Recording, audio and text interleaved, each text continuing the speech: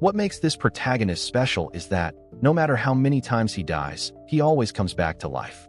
It has happened so many times that he doesn't even feel surprised anymore. With every new chance, he is reborn into a different world.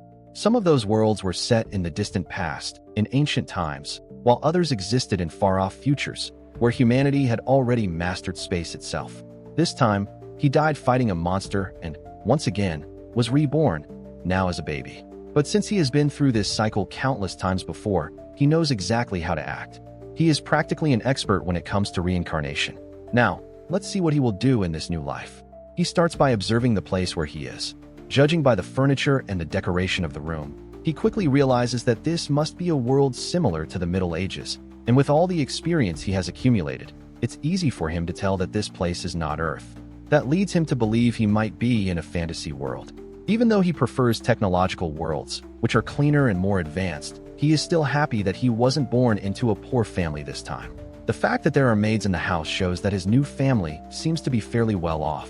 And to top it all off, he is also glad that his new mother is so beautiful. Even though he doesn't understand the language she speaks, he can feel her affection. The way she holds him carefully, afraid of dropping him, and the tenderness in her eyes make it clear that she truly loves him. And that alone already means something very special. In his other lives, he had all kinds of mothers. Some were loving, others abandoned him shortly after birth, and some even exploited him as cheap labor. But now, he feels that things will be different. When a maid enters the room and asks to hold the baby, calling him a prince, he is taken by surprise. He never imagined that he would be reborn as part of royalty. Even so, something catches his attention. His mother, Lady Rafana, doesn't look happy. She tells the maid, whose name is Xena, that people might not consider this child a true prince. Rafana used to be just a servant herself, just like Xena, and because of that, she believes her son will never be accepted by the nobles. She says that they only call him a prince because he carries the king's blood. But since he was born to a common woman, the others already reject him. She knows he will never have the right to inherit the throne or any real power. Seeing his mother so sad, the baby reaches out with his tiny hand and tries to wipe away her tears. This deeply moves Rafana. To her, that small gesture means everything. The maid, on the other hand, thinks he was just moving by coincidence. But we know that his name in this life is Arrol. And yes, he was truly trying to comfort his mother. Arrol doesn't care about not having the right to the throne. In fact, he prefers it that way. It means that the powerful nobles won't pay attention to him, which leaves him free to live however he wants. To him, that's perfect. He plans to live a peaceful life, without getting involved in the problems of the royal family. And deep down, he feels that this life is going to be far better than all the others. Rafana looks at her son and wishes she could keep him happy like this forever, but she knows it won't be easy. Arrol, hearing the word power while half asleep, ends up waking up and starts sucking his thumb like any normal baby. But inside, he is thinking, in a world where everything revolves around status and origin, being a prince with no chance to inherit anything is like being a pawn on a chessboard. He has no influence, no backing, and no guaranteed future. People will try to use him and then discard him, but he isn't worried. He knows he can change all of that with the abilities he has accumulated throughout his past lives. 3 months pass. Rafana watches her son sleeping and thinks about how much he looks like an angel. She runs her hand through his hair and wishes it looked more like the king's. Soon after, Xena comes in, saying that the carriage is ready. Rafana kisses her son on the cheek and tells him to behave, then leaves the room. As soon as the door closes, Arrol opens his eyes. He wasn't sleeping at all. He was just pretending. He lets out a small giggle and quickly covers his mouth so he won't draw Xena's attention. He knows that being cute is hard work, especially when everyone is watching him all the time. But now it's time to act. He sits up in the crib, ready to do something no baby should ever do, begin his plan to gain power. He understands that, in any world, one thing never changes. Those with strength are the ones in control, and if he becomes strong enough, no one will dare lay a hand on him. As he begins training, Arrol reflects on all the lives he has already lived and realizes that he never wasted a single one of them. One of his greatest achievements was creating a technique that allows him to train even while being a baby. This technique is called Taeyong Origin Creation, and he invented it during his 30th reincarnation. It is a true masterpiece of a technique, one that allows Arrol to develop both natural chi and origin chi at the same time.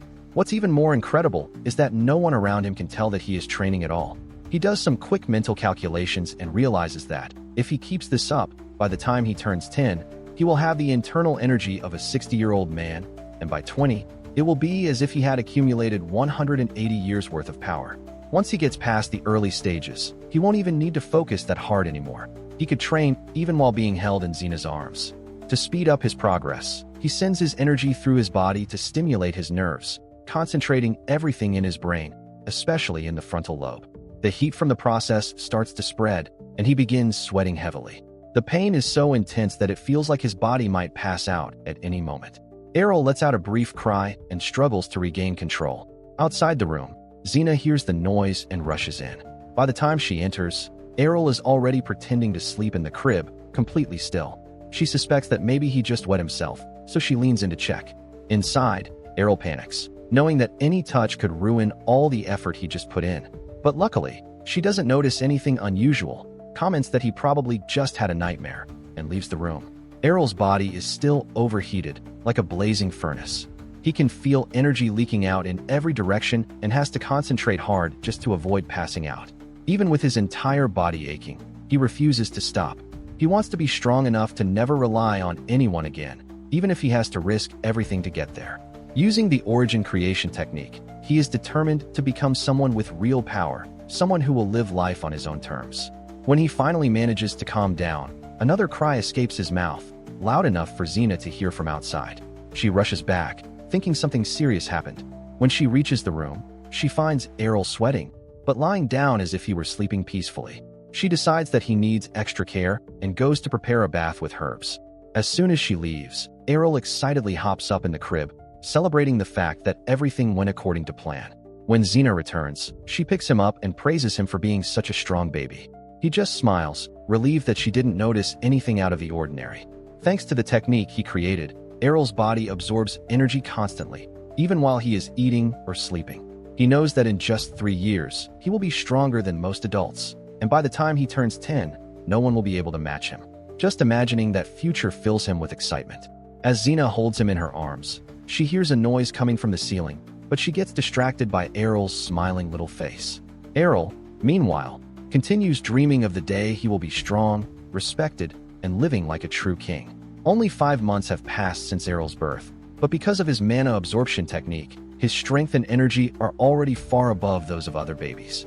He can crawl on his own now and keeps pushing himself every single day, knowing that it won't be long before he leaves everyone else behind. During one of his training sessions on the mat, Lady Rafanna appears and lifts him off the floor. She brings him an unexpected toy, and for a moment, Arrol's eyes lock onto the gift. Noticing her anticipation, he starts playing with it, pretending to have fun. Deep down, he feels a bit embarrassed, but he doesn't want to disappoint her. Rafanna and Xena start laughing when they see how happy he looks, commenting on how handsome and perfect he is. Arrol enjoys the praise, even though he knows most of that beauty came from his mother's looks. Still, he decides to cherish these moments of childhood, knowing they won't last forever. Suddenly, he begins to show signs of discomfort. Xena tries to figure out what he wants, but she doesn't get it right at first. In reality, Arrol is just hungry. He starts crying, making it very clear. Finally, Xena understands and gives him milk. While he feeds, the adults begin talking about money. They say that the household's resources are almost gone, which is strange for a royal family. They mention that even though Arrol needs to eat like a prince, the money just isn't enough. The mansion's budget was cut, and even raising a single child has become a challenge. Arrol had already overheard similar conversations from the maids before. They said that Lady Rafanna would have to eat less so there would be enough food for everyone else. And if she didn't do that, no one would survive the next season. Arrol can hardly believe what he's hearing and thinks it has to be a joke. But his mother, despite all of this, keeps smiling and says she doesn't care if she doesn't survive, as long as everyone else is fine. Hearing that makes Arrol furious. How can they treat his mother like this? Just because she isn't an important noble? Even after giving birth to a prince, she and her son still receive no support at all. This isn't right, and one thing is already clear to him. He's going to change this fate. Arrol starts to understand why his mother is always leaving by carriage. She's trying to meet the king, but she never succeeds. He finds all of this deeply unfair. Even if the king doesn't care about her, she's still the mother of his child. How can he allow her to be treated so poorly? Thinking about this, Arrol starts crying again, and Xena hands him over to Lady Rafanna. He calms down in her arms. Even though he's just a baby, Arrol wants to help his mother somehow. He knows he doesn't have strength or power yet, but he has to do something. Winter is coming, and the cost of keeping the house warm will rise. Lying in his crib, he starts thinking of a solution. Looking at the fireplace, he remembers that coal is made of carbon, and diamonds are also made of carbon. That's when Arrol gets an idea. If he can turn coal into a diamond, he can solve the household's money problem. Even though he wants to jump out of the crib and get started right away, he knows his baby body is still fragile. So he decides to carefully use his mana to levitate.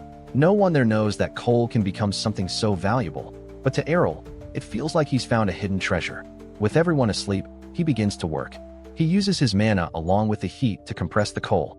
He pours all of his energy into the process, trying to stay focused even as the pressure pushes back against him. He keeps thinking about how happy his mother will be when she sees the result. Suddenly, an explosion of energy occurs, and soot flies up through the chimney. Arrol crawls over to the fireplace and digs through the grime until he finds what he's looking for, a shining diamond, created by his own hands. The sparkle of the gem leaves him speechless. Now he just needs to find a way to give the diamond to his mother without raising suspicion. Satisfied, he goes back to sleep. The next morning, Xena enters the room and finds Arrol outside the crib, completely covered in ashes. She can't understand how he got out. She assumes he must have played too much during the night, but when she sees the mess in the room, everything starts to feel strange. The floor, the fireplace, and the rug are all filthy. She tells him not to touch the floor, but Arrol ignores her.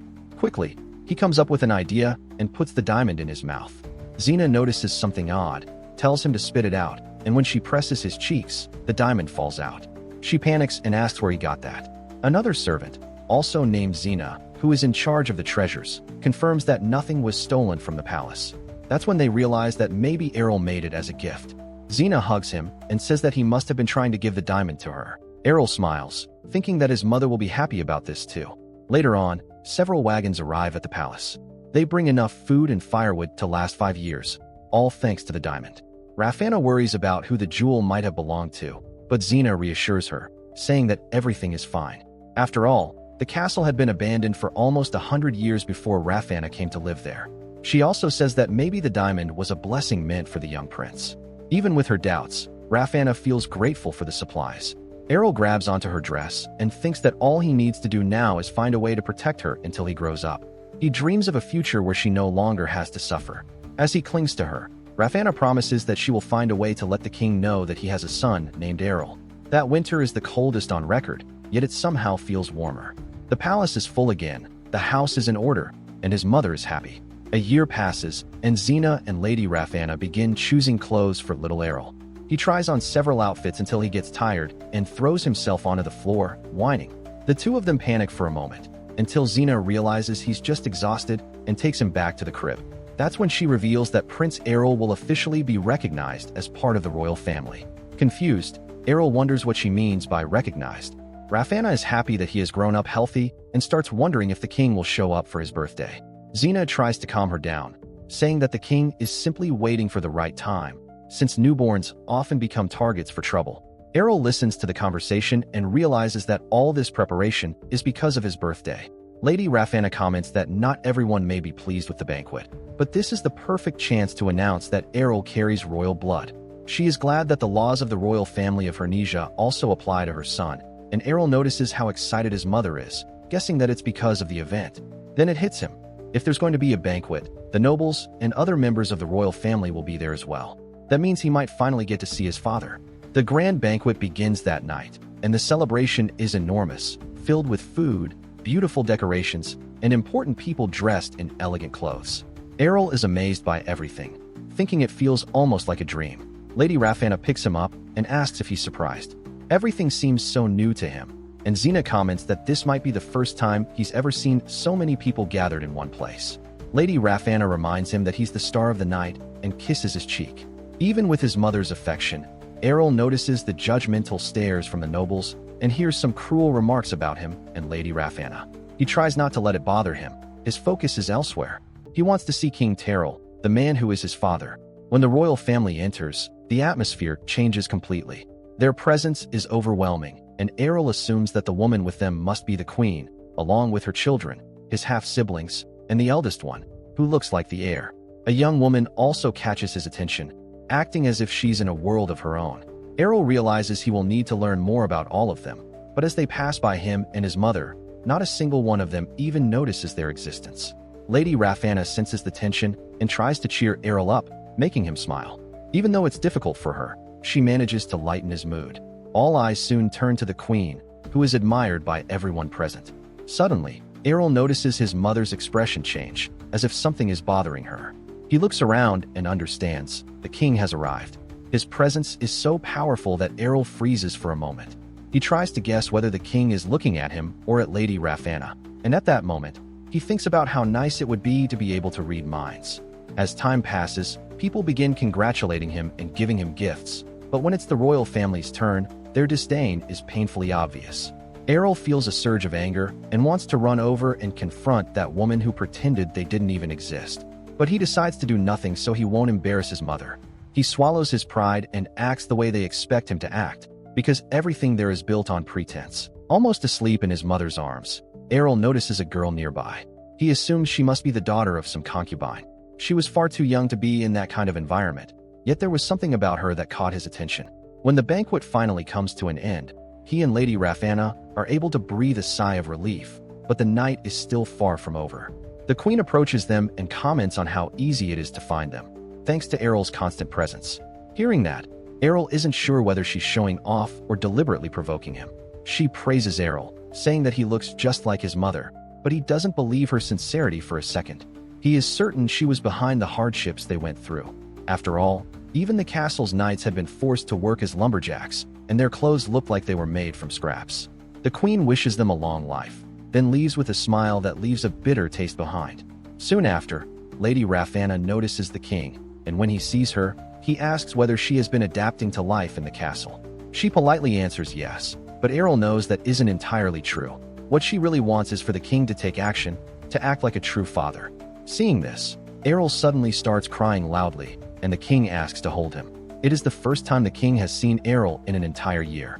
The king looks confused, since many of his children cry when they see him, but Arrol simply smiles instead. The king finds it amusing and thinks to himself that a baby's smile can leave even a king at a loss for words. He even comments that he might raise the boy himself in the future, but Arrol doesn't want to stay in his arms. He squirms around, making the king believe that he wants to walk. Lady Rafanna explains that he can't walk yet, since he's only 1 year old, but seeing that, Arrol decides to prove otherwise. He takes his first steps right there in front of everyone, and the entire hall erupts in excitement. Everyone starts cheering. Even the king looks surprised and impressed.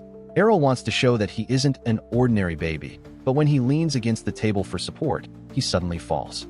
As a result, food and drink spill all over him, and everyone panics.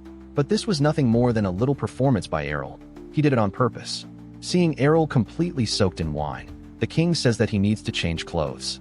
The queen tries to help, but the king refuses and says he wants to take care of it himself. What happens next shocks everyone. When the king removes Arrol's dirty clothes, he discovers that underneath, the baby is wearing undergarments so old and torn that they barely seem worthy of a prince. Xena, confused, says that she had dressed Arrol in clean clothes that very morning, and the king realizes just how difficult his son's life has been up until now. The people around them begin to whisper, calling it shameful, and irritated by the comments, the king raises his voice and orders everyone to be silent. His words echo throughout the entire hall, frightening everyone present. He then looks at Lady Rafanna and seems to truly realize, for the first time, just how badly she and her son have been treated there. Meanwhile, Arrol is satisfied, because everything went exactly as he planned. His clothes were deliberately ruined. That very morning, while Xena was dressing him, he used all the strength he had to tear the fabric without anyone noticing. After that, with a bit of magic, he made them look even worse. His goal was clear, to show just how miserable their situation really was. If he were older and stronger, he could have done it without magic, but in his current state, that wasn't possible.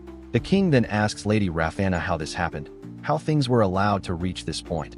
But when he sees her condition, he stops himself. Instead, he calls over one of his officials and demands an explanation about the money that was supposed to be sent to the concubine's castle. The king says that he had already given clear orders. The funds were to be distributed fairly. So why did that castle look so abandoned? He demands a financial report immediately, and Arrol watches everything closely, realizing that his father is genuinely trying to fix their situation. Arrol feels a surge of anticipation, eager to see what the documents will reveal. Lady Rafanna, on the other hand, grows nervous and tries to ease the tension, saying that there must have been some kind of mistake, and asks for Arrol back. But Arrol knows this is his only chance, and he has no intention of letting it slip away. The royal secretary arrives with the papers, and as the king reads them, his expression turns completely shocked. Without thinking twice, he burns the documents with magic right in front of everyone. The act surprises even Arrol, who hadn't expected the king to be so unaware of what was really going on. It is obvious that the queen is the one at fault. The king stares at her and asks if she knew about all of this. She pretends to be surprised, but he doesn't believe her. He reminds her that managing the palace's budget was her responsibility, and his expression grows even more severe.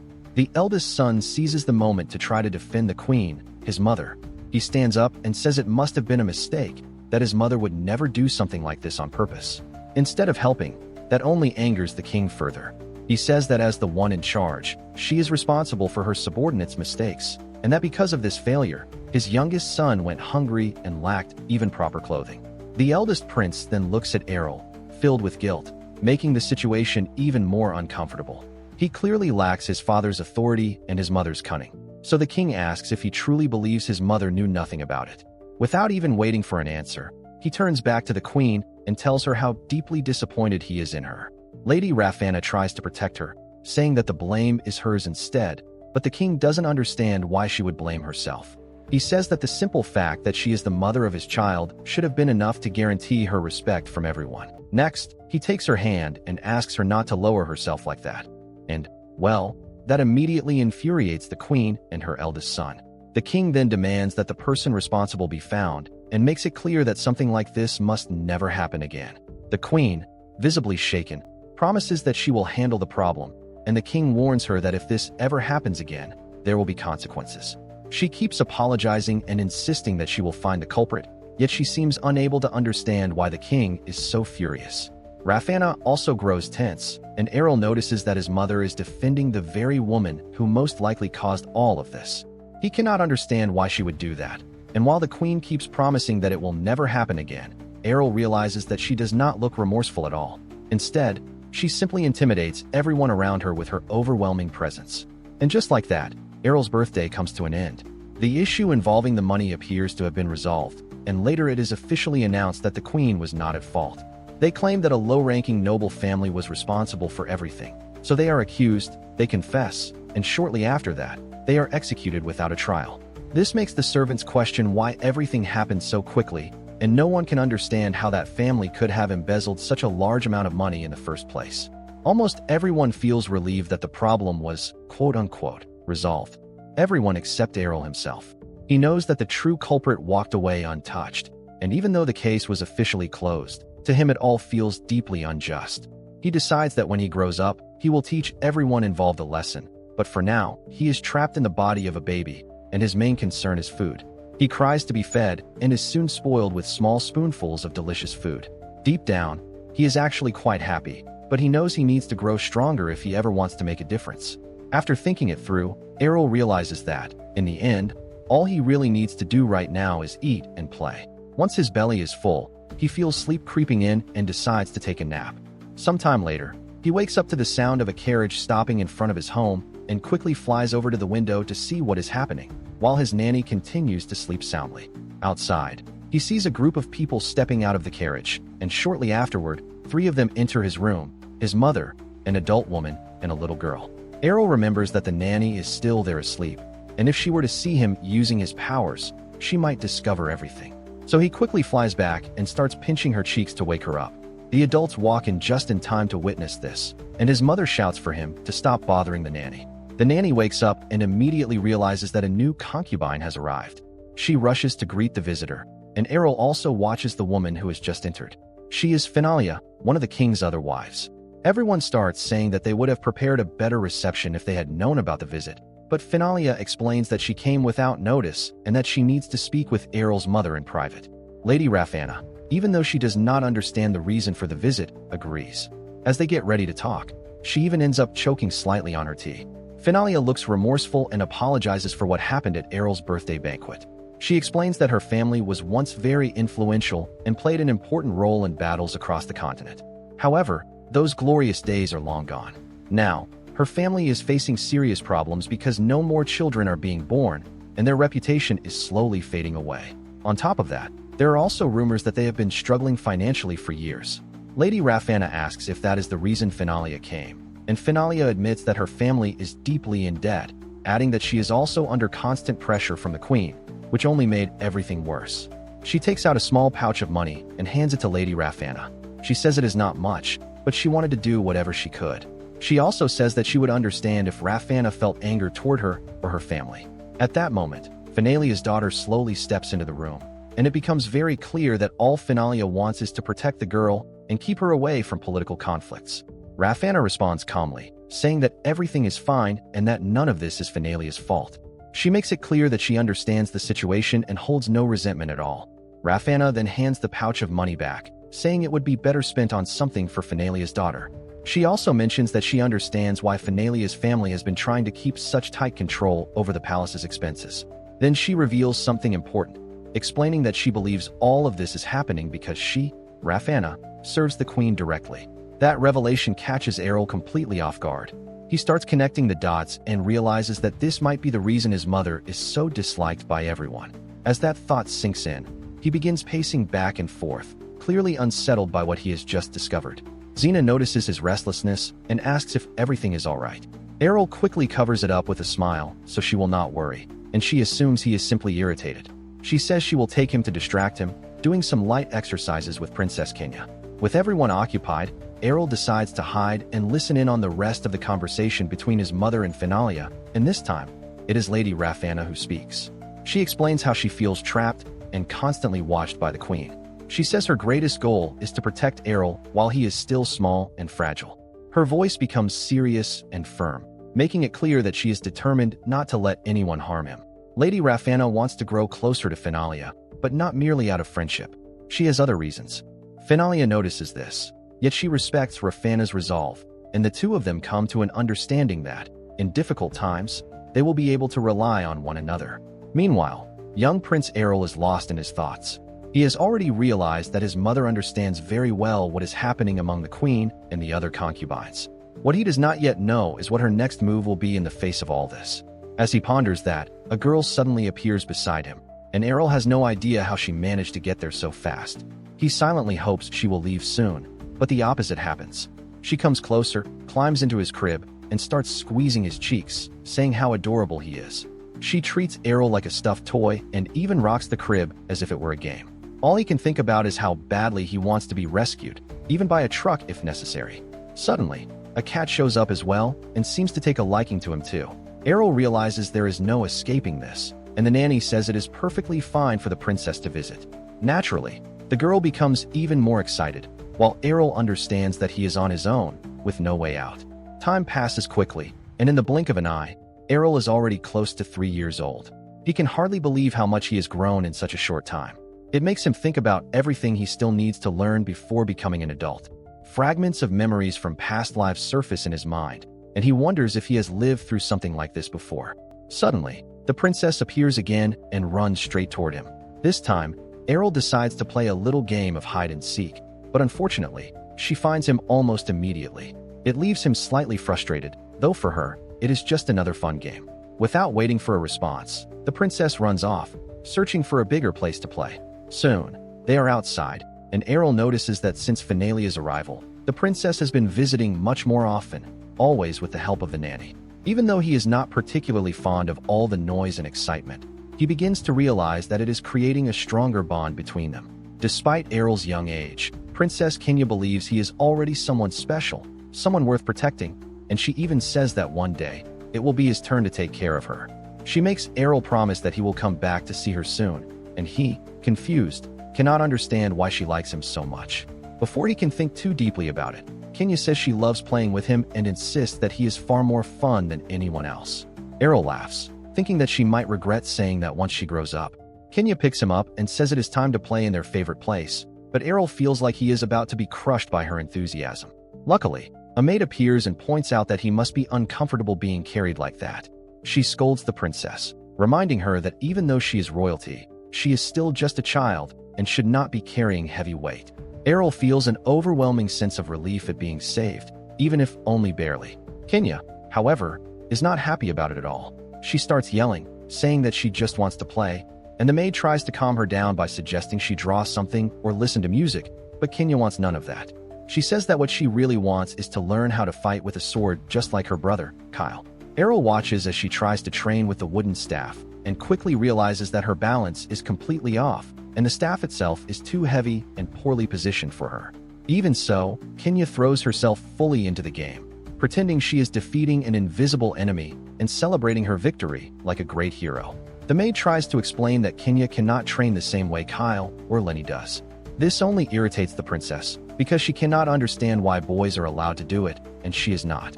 The maid says that it is not proper for a princess to dirty her hands with this kind of thing, reminding her that she is supposed to act with elegance. But Kenya does not care about any of those rules. She grabs the maid's own sword and, before anyone can stop her, starts excitedly talking about learning swordsmanship. The maid panics and rushes after the princess, begging her to give the sword back or at least take the scabbard with her. Arrol watches the scene unfold and realizes that he is starting to like Kenya more and more. Time passes, and now Prince Arrol is already 5 years old. He is out in the palace courtyard, feeling brave and powerful while playing at being a knight. But in reality, he is just riding a toy horse, rocking back and forth and having a great time. Xena, his caretaker, helps with his training and says that it is time for him to try riding a real horse. But Arrol immediately refuses, saying it is far too dangerous. Xena insists, saying that a prince's age should like horses, swords, and things like that, but Arrol simply replies that a prince does not have to do all of that. This leaves Xena a little disappointed, making her feel like he lacks ambition. But the truth is that Arrol is not an ordinary boy. In fact, this is already his 100th life. He has lived so many times that he has lost count, and what he learned across all those lives is that being too good at anything only brings trouble. Whenever he stood out in combat, magic, or any other talent, he ended up attracting dangerous people or being used by others. That is exactly why, in this life, he just wants to live calmly, especially since he was born a prince. He wants to enjoy comfort without drawing attention, and once they return to the castle, he tells Xena that he wants some time alone. She agrees, but gives him a slightly suspicious look. As soon as she leaves and he closes the door, Arrol lightly kicks the floor and simply stands there, doing nothing at all. Later on, he gets himself into trouble again. Xena is upset and asks why he hates studying so much. She says that a 5-year-old prince should already be excited to learn, but Arrol does not care. He has no interest in the world or in gathering knowledge. Xena even jokes during the conversation, saying that he sounds like someone who has lived 100 lives, but Arrol cuts her off, telling her that it is not her fault he feels this way. Deep down, he has already decided that he just wants to enjoy this life, without any rush. It is a true live-in-the-moment mindset. After so many lives, all he wants now is to rest and enjoy himself. Even so, Xena reminds him that now that he is 5 years old, palace rules require him to start studying. She brings simple books, chosen especially for him, but Arrol picks one of them up and starts spinning it around like a toy. Xena grows irritated and tells him that books are meant to be read, not played with. She tries to guilt him, saying that many children would give anything for the chance to study, but Arrol still does not care. Instead of reading, he simply starts stacking the books, as if he were building a little house. Xena tries to make him stop and sit down properly, but he completely ignores her. When words fail, she watches him slip into full drama mode, whining and yelling that he is not going to study. Suddenly, the doors swing open and Arrol's mother walks in with that unmistakable look of enough is enough. And, let's be honest, nothing is more terrifying to a child than the serious stare of an angry mother. Immediately, Arrol drags himself over to the library and starts studying, of course, complaining the entire time. Even with the book open in front of him, he thinks that all of this is pointless. In his mind, if parents truly cared about his education, they would also make sure he was safe. But in that world, being talented is practically an invitation to trouble. The more exceptional a child is, the greater the danger they face, and that danger often spills over onto the people around them as well. Arrol finds all of it deeply unfair, but he has already accepted that this is how things work. All he wants now is a peaceful life, free from threats and stress. As he drifts through these thoughts, Xena pulls his attention back, telling him that he needs to make an effort to make others proud. Arrol listens, thinks it over, and decides that this is still too much for him to deal with right now. Xena does not let it go and warns him that if he keeps acting like this, his mother will end up feeling sad, and that hits him right in the chest. Even though he hates studying, He decides to try, just so he will not disappoint his mother. One thing, however, he makes very clear. He wants nothing to do with swords or magic, because he has already suffered too much from being overly talented and does not want to repeat that in this life. Now, he begins thinking about ways to live well without getting himself into trouble. A few days later, a very elegant carriage stops in front of the concubine's residence. Xena informs Arrol that a mage from the magic tower has come to check his mana capacity. If he shows talent, they will want to train him. To Arrol, this is terrible news. He knows that he possesses an absurd amount of mana, and any experienced mage would notice it immediately. His only chance to escape is to hide that power.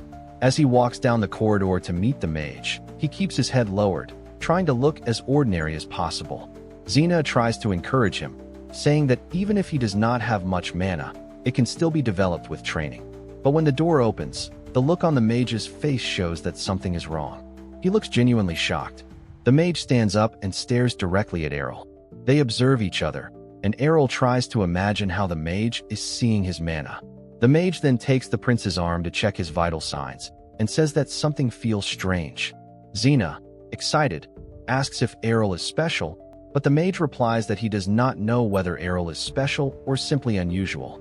He says that he cannot sense any mana in Arrol at all, and that even when he tries to detect it using his own mana, he finds nothing. This leaves Xena completely stunned, while inside, Arrol feels proud of what he has accomplished. Before entering the room, he had used his ki to compress his own mana and push it to the edges of his body, as if hiding his secret weapon. The plan worked. No one expected a child of royal blood to have no mana, and he managed to fool everyone. The mage informs Lady Rafanna that Arrol has no talent for magic, which leaves her visibly confused. He even adds that even common villagers usually have at least a small amount of mana, but Arrol seems to have none at all. This makes Arrol wonder if he might have gone a little too far. Lady Rafanna looks shaken at the thought that her son lacks what it takes to become a mage. But that is exactly what Arrol wanted. He wants everyone to believe that he has no gift for mana. So he keeps pretending to be upset, sticking to his little act, fully aware that all of this is only the beginning. The next day, Arrol meets his new fencing instructor, a young knight named Landfill Tagarin. Arrol watches him for a moment and immediately thinks the man looks boring and weak, nothing like the opponents he faced in his past lives. He has fought monsters and survived wars, so nothing about this knight impresses him. Still, he plays along and says he will train, even though he knows that, in truth, the training will benefit Landfill far more than it will benefit him. Arrol has absolutely no desire to put in real effort, especially when he sees his sister Kenya walking around with weights to build her strength. Landfill then explains that this kind of heavy training is a tradition of the Kinchester family, and Arrol replies that it sounds more like something a martial artist would do than a prince. When Arrol asks what the training plan is, the instructor explains that fencing is not just about strength. Balance and flexibility are equally important. To demonstrate his point, Landfill performs a few sword movements in front of the children and suggests starting with something light, like balancing on logs, for example. Arrol immediately complains, saying he is afraid of falling, even though the logs are practically touching the ground. Landfill tries to reassure him, saying that even if he falls, it will not hurt at all. Arrol then asks what he is supposed to do, since he is afraid of heights. After that, the training continues, and now it is time to work on flexibility. Landfill expects Arrol to do well. After all, he is still a child. Instead, he is surprised to see that Arrol struggles even to reach his own feet. Even so, the knight does not give up and decides to move on to the next stage, training with a wooden sword. Landfill explains that the key is to use the momentum of the rotation to perform the movement correctly. Arrol tries to follow the instructions, but he messes up so badly that the sword slips out of his hand and goes flying across the training ground. Landfill is left speechless by the sight, while Arrol, pretending to be devastated, says that he is terrible with swords. Landfill encourages him, saying that it is normal to fail on the first try and that with practice, he would improve. He hands Arrol another sword, and the two continue training. Throughout it all, Arrol feels like he is being watched. He makes sure to perform poorly on purpose, wanting word to spread that he is hopeless at training. And it works.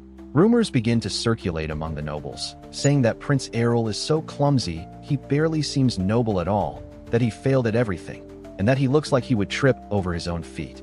Meanwhile, back at the concubine's residence, Arrol is enjoying a quiet moment, eating cookies and drinking orange juice. a rather curious choice for ancient times. Then he hears that a new tutor is on the way to give him lessons. The reputation of being useless that spread around ended up driving almost all the tutors away. So Arrol starts wondering who could possibly be brave enough, or crazy enough, to accept this job. He runs to the window and sees the tutor stepping out of a carriage, and shortly after, he learns that the man's name is Gao Perennia. The atmosphere becomes a bit awkward the moment Gao enters, since he has come to teach someone everyone believes is hopeless, and Arrol is already bored before the lesson even begins. He assumes the tutor will start with literature, as usual, followed by those standard lessons on common and foreign languages. Gao places a stack of books in front of him and says that the basics of grammar can be learned in a single day. However, because of Arrol's reputation, he adds a few extra days, as if it would not really matter whether Arrol learned it or not. That bothers Arrol, so he decides that this time, he will actually put in real effort. Gao continues speaking, saying that poor grades do not necessarily mean someone is lazy. Sometimes it is simply the way a person's mind works. He tries to encourage Arrol, but the praise comes out half disguised, and that only irritates him more. Arrol starts to feel uncomfortable.